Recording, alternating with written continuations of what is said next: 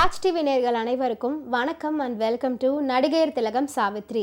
நம்ம நிகழ்ச்சியில் சாவித்ரி அவர்களுடைய திரை பயணத்தை பற்றின பல சுவாரஸ்யமான விஷயங்கள்லாம் பார்த்துட்ருக்கோம். இன்றைக்கி நிகழ்ச்சியிலையும் உங்களுக்காகவே இன்னும் பல அற்புதமான விஷயங்கள்லாம் காத்துட்ருக்கு. வாங்க நம்ம நிகழ்ச்சிக்குள்ளே போகலாம்.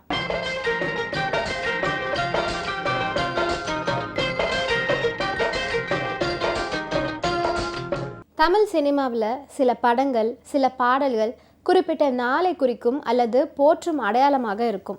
அந்த வகையில் பூஜை விடுமுறை நாட்கள் எனப்படும் சரஸ்வதி பூஜை, ஆயுத பூஜை தினங்களில் டிவி சேனல்களில் கட்டாயம் இடம்பெறும் படம் சரஸ்வதி சபதம். பிரம்மா, விஷ்ணு, சிவன் எப்படி மூவரும் 3 தேவர்களாக இருக்காங்களோ அதே மாதிரி அவர்களது துணைவியார்களான சரஸ்வதி, லக்ஷ்மி, பார்வதி ஆகியோர் முப்பெரும் தேவிகளாக இருப்பாங்க. சரஸ்வதி கல்விக்கு உடையவள், லக்ஷ்மி செல்வத்திற்கு உடையவள், பார்வதி வீரத்திற்கு உடையவள் என்கிறது வழிபாட்டு முறை.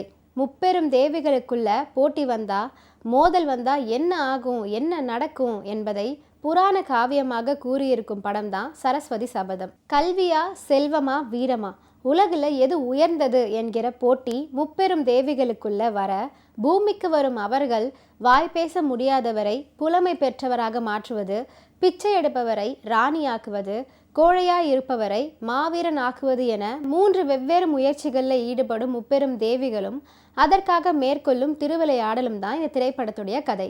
தமிழ் சினிமாவில் புராண கதைகளுக்கு தனி ரசிகர் கூட்டமே இருக்குது. திருவிளையாடல், கந்தன் கருணை, திருமால் பெருமை உட்பட பல சூப்பர் ஹிட் படங்களை இதற்கு உதாரணமாக சொல்லலாம். அதில் இன்னொன்று தான் சரஸ்வதி சபதம். ஸ்ரீ விஜயலட்சுமி பிக்சர்ஸ் சார்பில் ஏபி நாகராஜன் தயாரித்து இயக்கிய திரைப்படம் தான் இந்த திரைப்படம். படத்தில் சிவாஜி கணேசன், ஜெமினி கணேசன், சாவித்ரி, பத்மினி, தேவிகா, கேஆர் விஜயா உட்பட பல பேர் நடிச்சிருக்காங்க. கலைமகள், மலைமகள், திருமகள் ஆகிய 3 தெய்வங்களுக்குள்ள கலகத்தை ஏற்படுத்திடுறாரு நாரதர். கல்வியா, செல்வமா, வீரமா என்று மூவருக்கும் போட்டி ஏற்படுகிறது. வாய் பேச முடியாத ஒருவரை கவிஞனாக்கி கல்விதான் பெரியது என்பதை நிரூபிக்கிறேன் என்று சபதமிடுகிறார் சரஸ்வதி. ஒரு பிச்சைக்காரியை இளவரசியாக்கி அந்த கவிஞனையே அவள் காலில் விழ செய்து செல்வம்தான் பெரிது என்பதை நிரூபிக்கிறேன் என்கிறார் லக்ஷ்மி.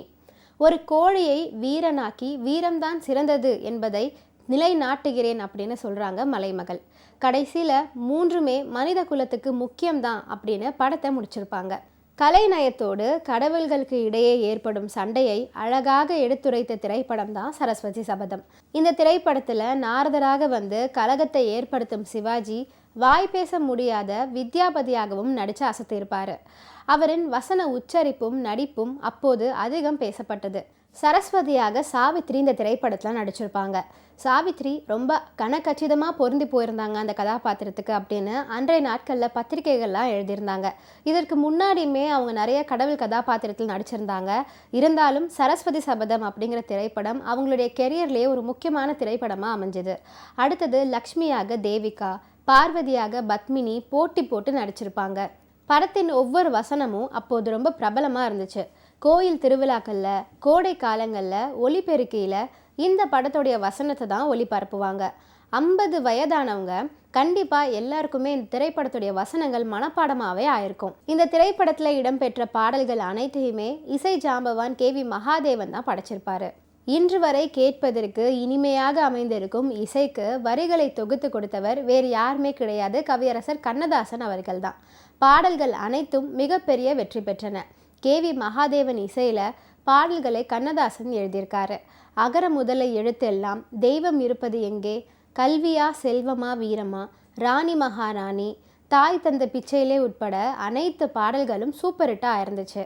இன்றைக்கி நடிகையர் திலகம் சாவித்ரி நிகழ்ச்சியில் பல சுவாரஸ்யமான விஷயங்கள்லாம் நான் சொன்னேன். இதெல்லாம் கேட்டு ரசிச்சிருப்பீங்கன்னு நினைக்கிறேன். இந்த நிகழ்ச்சியை தொடர்ந்து பாருங்கள். நன்றி, வணக்கம்.